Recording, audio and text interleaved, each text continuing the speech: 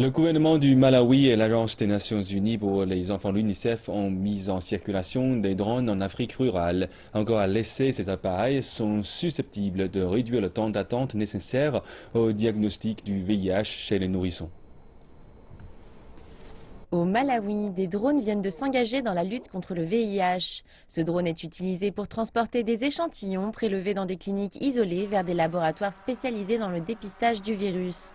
Jusqu'à présent, le transport des prélèvements assurés par moto durait près de 11 jours jusqu'au laboratoire spécialisé.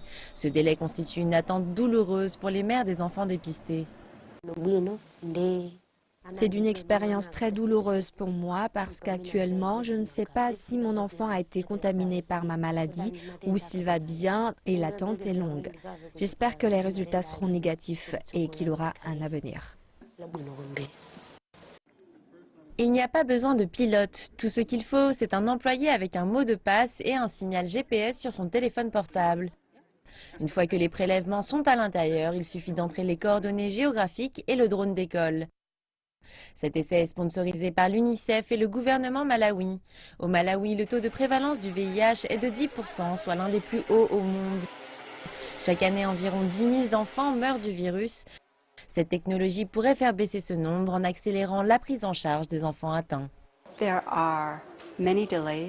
Il y a de nombreux délais d'attente dans la prise en charge des enfants séropositifs. Ils doivent être testés très tôt, idéalement avant leurs 2 mois, lorsqu'ils ont entre 6 et 8 semaines. Ensuite, leurs prélèvements sanguins doivent être acheminés du centre médical jusqu'à l'un des 8 laboratoires spécialisés du pays. Les mères attendent jusqu'à 2 mois ces résultats et cela représente une période très longue dans la vie d'un enfant séropositif. L'Agence des Nations Unies finance l'acheminement des prélèvements sanguins au Malawi à hauteur de 1,5 million de dollars par an. Mais si cet essai s'avère fructueux, l'emploi des drones pourrait révolutionner le traitement de la maladie. Cela représenterait une avancée majeure dans la résolution des problèmes de coûts et de transport.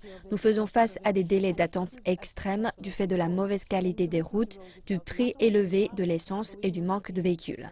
Ces drones ne sont pas chers et sont très efficaces. Cette technologie peut changer la donne, non seulement au Malawi, mais également dans le reste de l'Afrique. Nous aimerions que cette technique soit employée dans d'autres pays afin d'améliorer la qualité des services de santé.